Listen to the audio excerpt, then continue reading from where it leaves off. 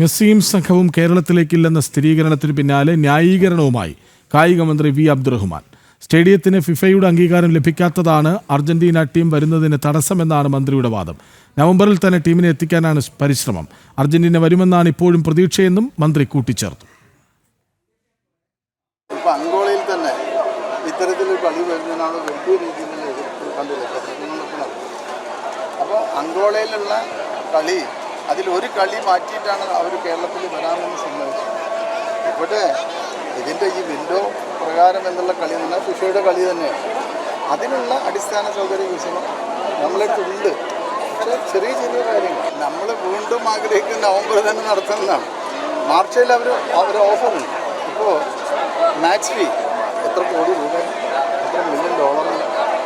അപ്പോൾ അത് വേണമെങ്കിൽ തിരിച്ചു വാങ്ങിയിട്ട് നമുക്ക് പറയാമല്ലോ, ശരി എന്ന് പറയാമല്ലോ. പക്ഷെ അതല്ലല്ലോ ആ സ്പോൺസർ പറഞ്ഞത്. ഞങ്ങൾ ആ മാച്ച് ഫീ തിരിച്ചു വാങ്ങുന്നതല്ലല്ലോ നമ്മൾ ആലോചിക്കുന്നത്.